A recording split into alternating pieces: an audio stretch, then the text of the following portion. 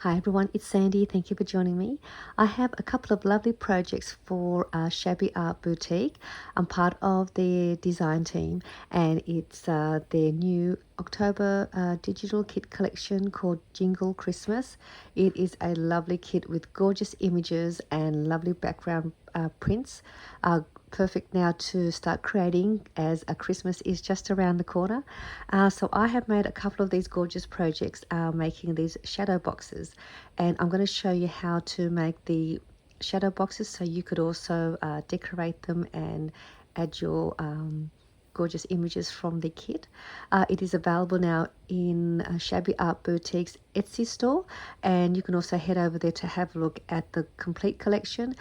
She also has her own Facebook group if you want to join the Facebook group, so you could get more inspiration and see all the other lovely projects in the Facebook, so you can see all the previous collections as well, and also her Instagram. So I will link everything down below for you. So these projects are just another way you could make them for Christmas. But let me just show you quickly some of the prints that comes in the kit. I didn't print out all of them, just some of them, just so you could also have a look and have an idea of what is in the kit. So these are the lovely background prints that you could use.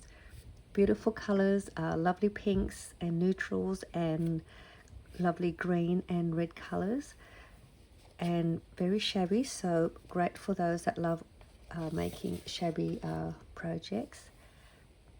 This is another one. There are also the images that you could fussy cut, so you could use them for embellishing as well.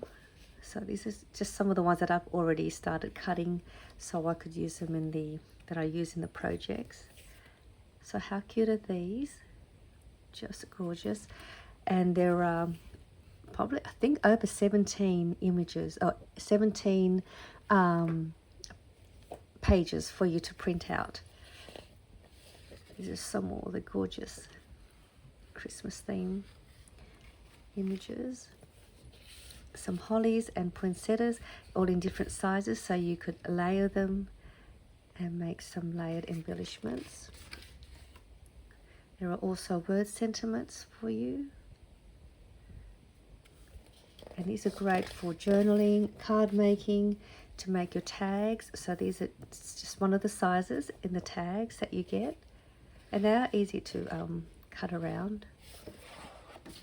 There are also a double background prints, which is great for journaling. And I did use a thick cardstock photocopying paper to print these on. So there's some more. And look at these. Aren't these just gorgeous? I love these. These would be just great for any projects that you want to use them. There are also these ticket strips, and you can resize these on your Cricut as well. I think you can do that. So I think these are just gorgeous.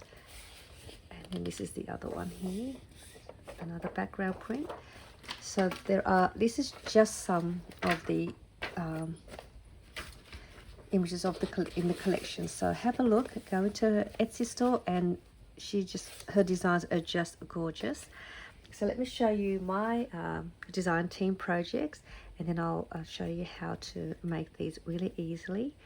So this is the first one, and I thought this would be perfect as a tree ornament, because I did add some seam binding to the shadow box so that you can hang it on your tree if you wanted to do that. And I got the idea to make the shadow box from one of my shadow box videos that I just recently shared that resembled about myself. So I thought I'll make individual shadow boxes, and so I made two. And these are some of the lovely images that I'd fussy cut, and then I just placed them in the tray, added some foam dots to add some dimension as well, some sequins. These gorgeous gold glitter stars were from a little pack that I had received from a Happy Mail a while back. So I added that to the corner here to finish that off. Some flat back rhinestones, just to add a bit of bling to the stocking. Here's one of the word sentiments. This is also one of the word sentiments. Some hollies, poinsettias, and the heart. So that was just really easy to put together.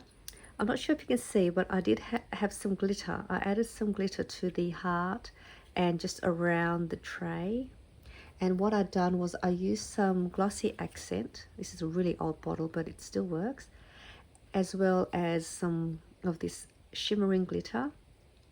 So I just dropped a few droplets and sort of place it around where I wanted the glitter to adhere to. And once I've added the glossy accent, I just lightly sprinkled some of the glitter and placed, and then it just sort of let it dry, and then it gives it a nice shimmering effect. So I thought it was a little bit too plain. I didn't do any distressing. I just wanted to keep it with the white background, just to keep it nice and crisp and bright. And this is the other one that I made. With this one here, I added a couple of jump rings and attached it to the knot of the seam binding so that it can just sort of swing around off the tray. And then in the background of the tray, I did add the poinsettias and layered them up. I should have probably added a couple of little center, like flat back pieces to the poinsettia, but didn't get around to doing that. Some flat back pearls. Again, I also did some glitter to the bauble and just around the tray. It's one of the a Santa arrow, added one of my little paper flowers, and then some more seam binding.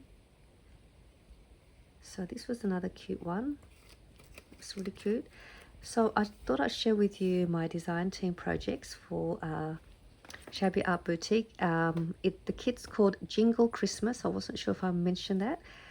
So that's the name of the kit collection for the month of October. And it's just fun making these.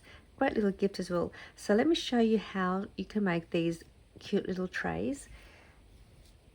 So let me just grab one of the prints from the collection, and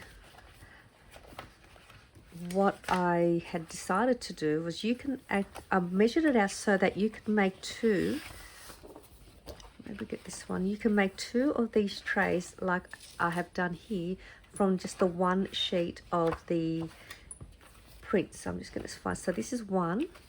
So if you print the two, you can make two of these trays from just one of the papers. So there's the other one. So I'm just going to see which one I want to use. So you can make two trays, but I think I'm going to, isn't this just so cute? Just so cute. I think I'm going to use this one because I did use the green color, so I'm going to use the pink. So you can make two of these, but I will just make the one. So the first thing I'm going to do is I'm going to cut around the edge of the print. So I'm just going to cut around the edge first. And if you aren't using the digital prints, you can still do that. I'll give you the measurements in just a sec. I'll just cut this out first. So what I might do is I might just use the one and I'll leave that to the side. I'll just cut this around. So if you want to use your own preferred papers, you want to cut your paper at 4 inches by 5 inches. So I'm going to do that in just a sec. So that's the paper now. I've already cut that out.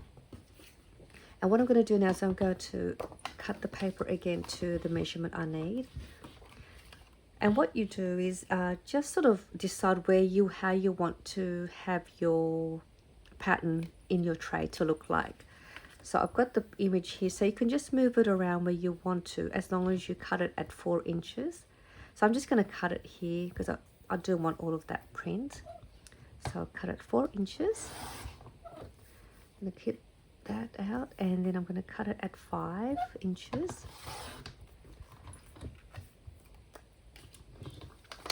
So there you've got your paper now cut at 4 inches by 5 inches. We're going to do some simple scoring. I'm going to I might turn it around this way just so you can see where we're going to score. All you're going to do is you're just going to score it at 1/2 inch on all 4 sides. So let's score it at 1/2 inch on one side. Go around and score it again, 1/2 inch, and just keep going around. 1/2 inch, and one more. So you now have all of your sides scored.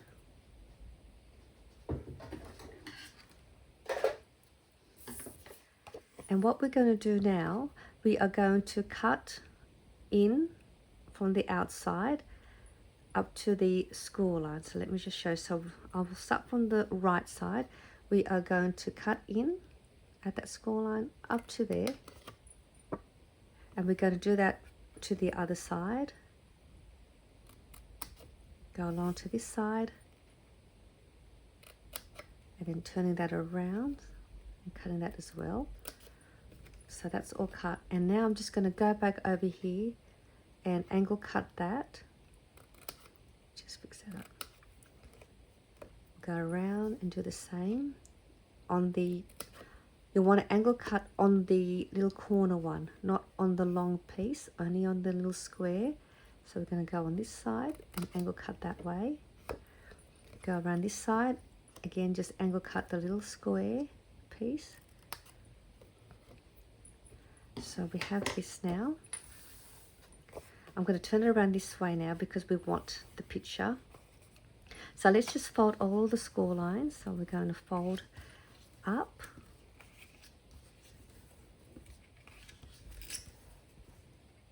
If you don't have a bone folder, just give it a good press.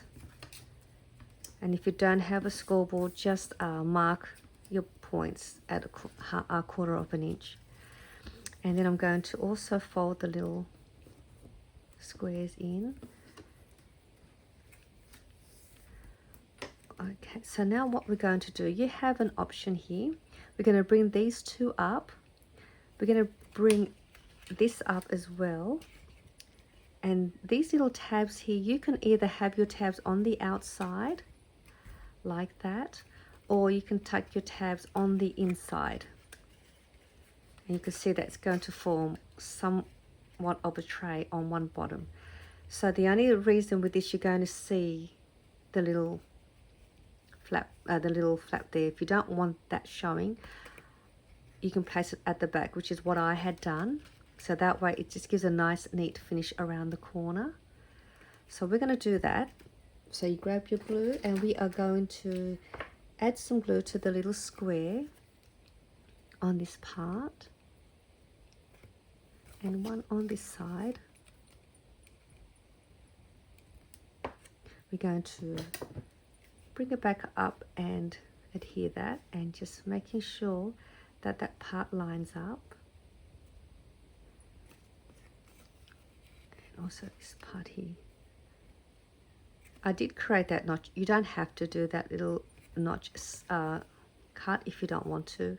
I just find it just helps line everything up nicely. Just gives you a bit of room. So I'm going to do the same, add glue there and here. And I'm also going to show you how to create little corners, like so. It looks like a frame, so then you can have somewhere to stick things on the corner like I have here. I'm not too sure if you can see. Let me see if I can take this out. I'll take this out just for now, just so you can see. So you can see I have this corner here. I'll show you how to create these corners, so you could have these in all 4 corners, or if you just want one here and one here, just so you have some more places so you could decorate your tray. If you want to do that, I'll show you how to do that as well, because that's also really easy to do. So there's your tray. So now you can see you have this part here. If you don't want that showing like I have, I just had some of the scrap papers from the kit and then you just place it onto the edge. So you want to do that all around first, and then you're able to punch your hole for your string or trim, and it will also make it more sturdy because you'll have extra layering of paper there to make it more thicker so that it won't tear. So you just do that and go around, and that's all. That's cut at 1/2 inch wide and by 3 inches, 1/2 inch by 4 inches to create your little strips. So you can just go ahead and do that. So there is your tray all done. Really easy, just a piece of paper at 4 by 5 inches, scoring them all on all 4 sides at 1/2 inch, and then cut your little tabs, and then you'll just wrap them around the corner. So now I'm going to show you how to add the little the corner piece here if you want to do that. I'm just going to grab this little strip. This is also from the kit that I had. So I'm just going to cut this at about, let's see, doesn't really matter. I'm going to cut it at about 3/4 of an inch. I'm just going to try and get that cut. You can do it half an inch, 3/4 of an inch. The wider you cut your paper, the bigger your corner is. So I'm just going to place it. Actually, you know what? I'm going to cut that. I'm going to cut it down to 1/2 inch. So I think 1/2 inch is a little bit more. I think it's a smaller one. I think 3/4 of an inch is a little too big. So I have here 1/2 inch, and all I'm going to do is I'm just going to bend it back to create something like that. And then what you'll see is that's going to get placed like that. And then you're going to grab this side, and we're going to fold that back as well to create a triangle. So it was just folding one back and then folding that one back just to create a little point. And what you're going to do is you're going to slide that onto the corner of the box, and these two parts will rest on the side. So once you're happy with that, I'm just going to grab glue, and I'm going to glue this part. Oops, got too much glue there. And this part. So you're not going to glue the part that looks like a triangle. You leave that one. So you're only going to glue around and not the triangle. I'm going to bring that over. Put that triangle on the corner there, press that down, and then grab the other piece and fold that down. And just try and get that corner to meet.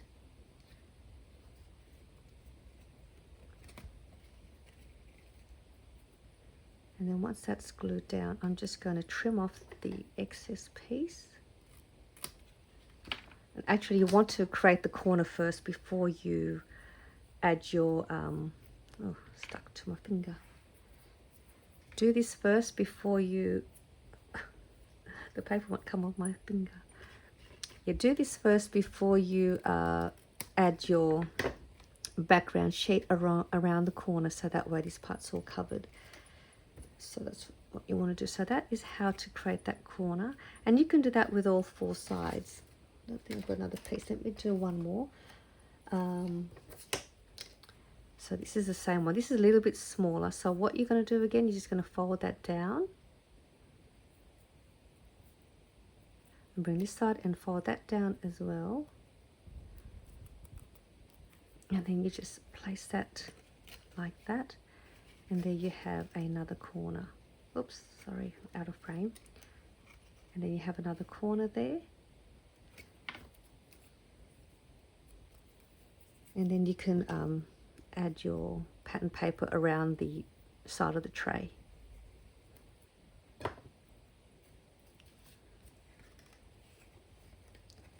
Just try and get that to meet in the corner.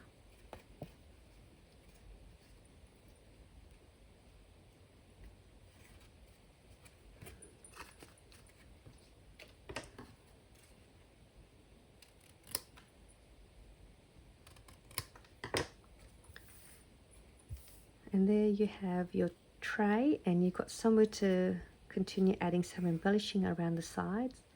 It's just really cute. So this is just my way of making my tray. And then you can also add another strip of paper. This is probably not going to be long enough.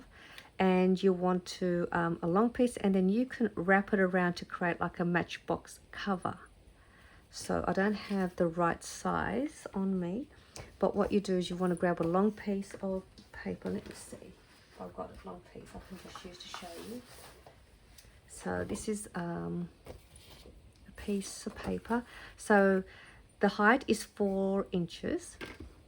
I'm hoping this will fit, I'm not sure, but just to give you another way, if you want to gift to somebody so that they can open it up. So it's like a matchbox. Let me just go 4 all the way down.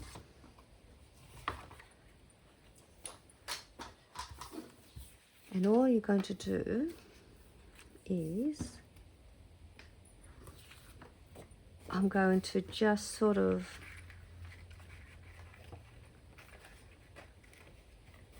fold that down, or actually I might score. Let me just score. I normally do all the measuring, but let me go this way. Grab my scoring tool. So I'm going to actually try and I want that to sort of finish off there. So let's go 1.5. Let's start with 1.5 for now. And then we're going to score it 1/2 inch again. So we'll score that at 2.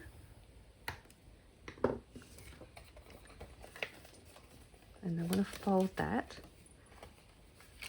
Actually, from 2, because this is now 3, I'm going to go 5 inches. So this is just my way of doing it. So I've scored it 1.5 inches, 2 inches, 5 inches, and then I'm going to score it again at 5.5 inches, and then I'm going to fold that. And because I'm using a small scoreboard, I might have to come over here and then go again at 3 inches and 3.5 inches. Let's see, this will work. This is if you want to create a cover. This is just, I'm just making this on camera without measuring properly. So what you're going to do is you're going to go like that, and that will wrap around. And then, actually I didn't need that part. So what I can do is I can actually, okay, I might just cut that off. So let me get the measurements, and then I'll give it to you in a clearer way. So I'm just going to cut this out.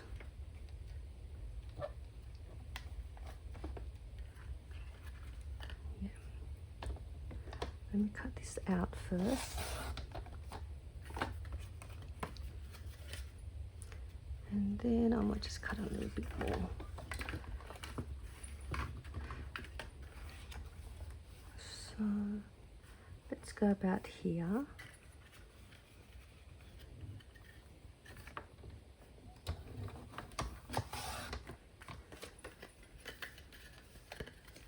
I'm just winging this one actually. That might be okay. So let me just get the measurements for you. So I've cut this at 7.5 inches by 4 inches. So 4 inches by 7.5. And then you want to score. Let's go back to where we were here. So on the 7.5 inch side, you want to score at 1.5 inches, 2 inches, 5 inches, and 5.5.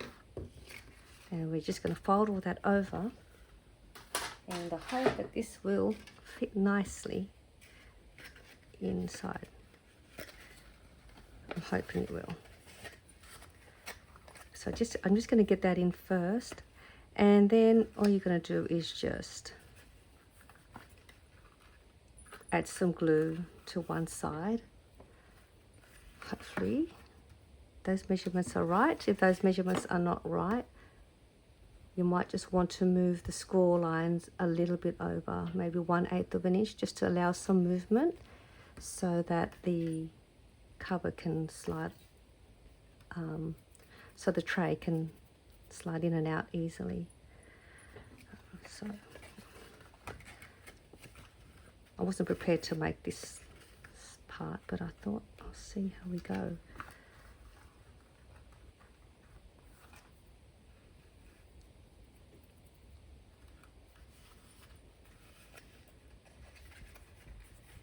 So that is the cover all done, and then you can then do some more embellishing, and then you've got the part here so that it could pull out, and that should just pop out. Oops, it's upside down, so that's that way.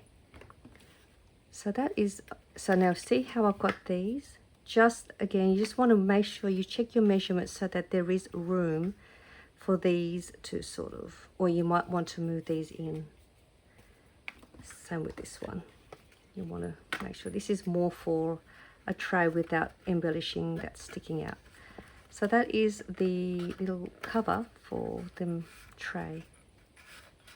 I hope that was the right measurements, but if not, you can just play around with your score lines. But there you go. Hope you enjoyed this shadow box project share with the tutorial on how to create the tray and trying it to make the cover. So I hope you enjoyed this video. I'll put all the links down below to Shabby Art Boutique's Etsy store and the Jingle Christmas digital kit for the month of October. Thanks for joining me, and I'll see you all soon. Bye for now.